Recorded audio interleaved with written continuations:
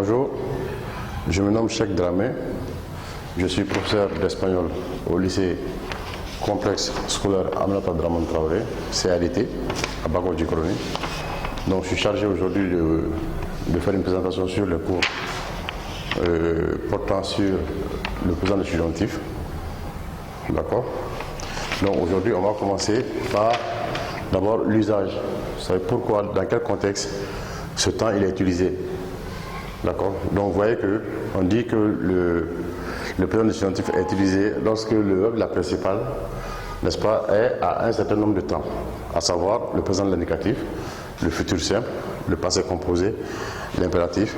Alors là, cela implique que le verbe de la subordonnée fait référence à une action qui est en cours ou à une action ou après l'action de la principale. D'accord. Donc pour moi il est important de voir d'abord dans quelles circonstances le temps, le présent du subjonctif dans ce cas est employé pour que l'élève après puisse comprendre une meilleure application des verbes. D'accord. Maintenant après cela nous venons au verbe régulier. Alors, comme je disais, donc maintenant après nous allons passer au, n'est-ce pas, au verbe régulier, los verbos regulares. N'est-ce pas? Avant tout, il serait bon de faire un rappel sur la définition d'un verbe régulier. Qu'est-ce qu'un verbe régulier? Rappelez-vous qu'on a dit qu'un verbe est régulier lorsque, en le conjuguant, n'est-ce pas, ni le radical ni la terminaison ne changent pas. Ni le radical ni la terminaison. Quand le radical et la terminaison ne changent pas, là, à ce moment, on est en mesure de dire que le verbe est régulier. Donc, en grand 2, ici, nous allons voir comment les verbes réguliers sont conjugués au présent du subjonctif. Est-ce que les trois groupes de verbes qui sont les verbes en AR, ER, IR ont la même formule de conjugaison? Ou est-ce qu'il y a deux groupes qui ont une formule commune? C'est ce qu'on va voir ici. Alors, on voit que les verbes qui se terminent par AR, n'est-ce pas, ont leur formule. Il s'agit de le radical du verbe, masse la termination. Le radical du verbe plus E à la première personne du singulier, ES deuxième personne du singulier, E troisième personne du singulier, EMOS première personne du pluriel, EIS deuxième personne du pluriel et EN à la troisième personne du pluriel. Là, ça c'est pour conjuguer les verbes en AR. À récap, on prend le radical. Rappelez-vous que le radical n'est rien d'autre que la partie du verbe à l'infinitif moins la terminaison. Quand vous prenez le verbe à l'infinitif et que vous arrivez à la terminaison ou AR, ER ou IR, ce qui reste derrière, c'est ce qu'on appelle le radical. Donc vous prenez ce radical ici, auquel vous ajoutez les terminaisons. Dans le cas de AR, je répète, il y a E, ES, E, EMOS, EIS, N. Maintenant, on voit ici que les deux groupes de verbes restants, c'est-à-dire ER et IR, ont une formule commune. Ça veut dire quoi? Ça veut dire que les deux sont regroupés en une seule formule, à savoir le radical ici qu'on prend, auquel on ajoute les terminaisons. Maintenant, cette terminaison, cette formule, elle va pour les deux. A, AS, A, AMOS, AIS, AN. A pour la première personne du singulier, AS, deuxième personne du singulier, A, troisième personne du singulier, AMOS, à la première personne du pluriel, AIS, deuxième personne du pluriel, et AN, à la troisième personne du pluriel. Maintenant, j'ai jugé nécessaire de vous donner un exemple ici. Dans cet exemple, je mets les terminaisons en couleur pour qu'on voit facilement l'application de la formule. Vous voyez le radical, je prends le verbe hablar. Hablar, c'est le verbe parler. D'accord? Donc, hablar, je prends le radical comme je l'ai dit ici. Ça, c'est le verbe à l'infinitif. Quand j'enlève la terminaison AR, donc il reste hable. Maintenant, à hable, on ajoute E à la première personne, ES, deuxième personne, E, troisième personne, EMOS, à la première personne du pluriel, eis, deuxième personne du pluriel, et en à la troisième personne du pluriel. Donc j'ai jugé nécessaire de mettre, n'est-ce pas, les terminaisons en couleur pour que on voit facilement l'application de la formule. Ça donne quoi? Yo hable, tú hables, ella hable, nosotros hablemos, vosotros habléis, ellos hablen. Ellos hablen. Que je parle, que tu parles, qu'il parle, que nous parlions, que vous parlez, qu'il parle. J'ai pris ici un deuxième verbe qui se termine par IR. El verbo decidir. ¿Qué quiere decir? Qu'est-ce que cela veut dire? Decidir veut dire décider. D'accord? C'est un verbe en IR, deuxième groupe. Donc j'ai fait la même formule. J'ai pris le radical du verbe. J'ai enlevé IR. Et ce qui est resté derrière, c'est ce qu'on appelle le radical, on rappelle. Donc j'ai pris le radical auquel j'ai ajouté les différentes terminaisons. A, AS à la deuxième personne, A, troisième personne, amos à la première personne du pluriel, AIS, deuxième personne du pluriel, et AN à la troisième personne du pluriel. Que yo decida, decidas, decida, decidamos, decidais, decidan.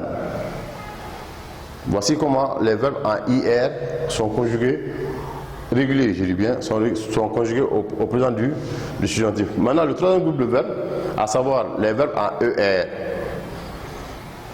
J'ai pris ici l'exemple sur le verbe comer. Comer, c'est le verbe manger. D'accord? ER. J'ai pris le radical, auquel, encore une fois, j'ai ajouté les terminaisons. Donc quand vous regardez même la séparation en couleur, n'est-ce pas, vous voyez facilement l'application de la formule. Coma, comas, coma, comamos, comais, coman. D'accord? Mais pour rappel, faisons un peu attention parce que souvent, en espagnol, un mot peut avoir deux sens. Par exemple, il serait bon d'utiliser les pronoms personnels. Quand je dis coma ici, ça peut aussi vouloir dire la virgule. Mais il faut voir toujours, comme j'ai l'habitude de le dire, le sens de la phrase, le contexte dans lequel, n'est-ce pas, le verbe est ou le mot est utilisé. Cela est assez déterminant dans la traduction des mots à venir. D'accord? Donc prochainement, on va venir au verbe irrégulier. D'accord? J'espère que les exemples ont été bien saisis et que la formule, une fois qu'elle est maîtrisée, alors là, il n'y aura aucun problème au niveau des verbes irréguliers. Maintenant, il est important de maîtriser la formule parce que sans elle, vous ne pouvez faire aucun exercice. La formule vous permet d'appliquer. Il ne s'agit pas de, comment je vais dire, de bicher, hablar, decir, comer. Cela n'est pas l'objectif. L'objectif est de savoir, de garder en tête l'application qui doit se faire si le verbe est en AR, l'application qui doit se faire si le verbe est en ER et l'application qui doit se faire si le verbe est en IR. Donc retenir la formule, n'est-ce pas, est la meilleure manière de se mettre à l'abri de toute mauvaise surprise. D'accord? Maintenant on va passer au verbe irrégulier. Alors en grand 3, nous allons voir, comme je le disais, les verbes irréguliers. D'accord? Donc pour rappel, un verbe est dit irrégulier lorsque le radical ou la terminaison change lors de la conjugaison. Rappelez-vous qu'on a dit qu'un verbe est régulier lorsque, en le conjuguant, le radical ou la terminaison ne change pas. Donc cela implique que, de facto que si ce même verbe a un changement au niveau ou du radical ou de la terminaison, pardon, on dit que ce verbe est irrégulier. Donc déjà, la première remarque à faire, c'est qu'il y a beaucoup de points communs entre les verbes irréguliers au présent du subjonctif et les verbes irréguliers au présent de l'indicatif. Vous vous rappelez des diphtongues, n'est-ce pas? Quand E devient IE, quand O devient UE, d'accord? Donc, les mêmes règles, vous allez les voir ici. Par exemple, quand on prend le verbe querer, d'accord? Querer, c'est le verbe vouloir. Donc, on voit que le E du radical est devenu UE.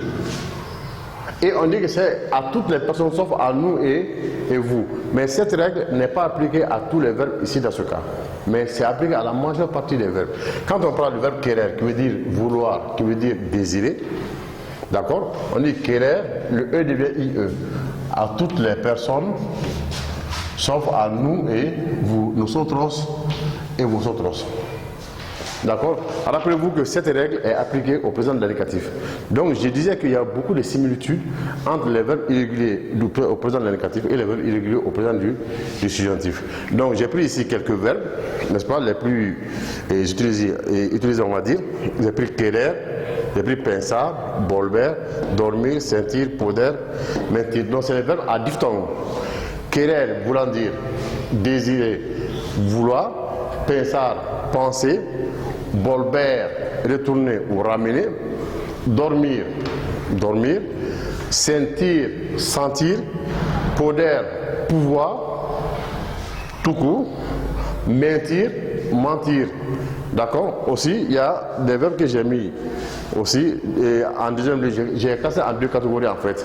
Ceux qui répondent à une règle sont ici ensemble, c'est-à-dire j'ai mis les verbes à diphtongue, d'accord? Donc vous allez voir que dans ces verbes à diphtongue, généralement le E devient UE ou la lettre O ici devient UE. D'accord? Cela se fait généralement à toutes les personnes sauf à nous et vous. Donc, maintenant, ces verbes, il faut, moi, l'astuce pour apprendre ces verbes irréguliers, alors vous mettez les verbes à diphtongue ensemble, d'accord? Maintenant, quand vous les mettez ensemble, c'est plus facile de les retenir et de voir les règles auxquelles, n'est-ce pas, ces verbes-là répondent. Donc, quand je prends volver, dormir, poder, je vois O, volver, dormir, poder. Or, je sais que là-bas, O devient UE. Après, je prends querer, pensar, sentir et mentir. D'accord? C'est les astuces qu'on peut utiliser, n'est-ce pas, pour une meilleure facilitation au niveau de l'apprentissage. Donc, j'ai pris aussi une deuxième catégorie, n'est-ce pas, de ces verbes-là qui ne respectent pas trop la règle, mais que ce sont des règles qu'on a vues. Par exemple, quand on prend conduire, vous vous rappelez les verbes qui changent à la première personne du singulier au présent de l'indicatif, comme conduire, lucir, traduire. Le même cas se produit ici, mais sauf que le changement qui va s'opérer au niveau de, par exemple, quand je prends conduire ou je prends traduire, qui est ici, qui veut dire traduire, on a dit que les verbes au présent négatif en hausser, ici, esser, prenaient Z à la première personne. Mais sauf que ici, au présent du subjonctif, le Z là continue, la lettre Z continue à toutes les personnes. Ça va donner quoi? Ça va donner par exemple ici, tradus K. Puisque c'est un verbe en IR, rappelez-vous, on a dit les IR se terminent par ASA. Donc la lettre Z ici va venir ici. Pourquoi? C'est pour garder le son C. Tradusca, traduscas, tradusca, traduscamos, ainsi de suite. D'accord? Donc, pareil.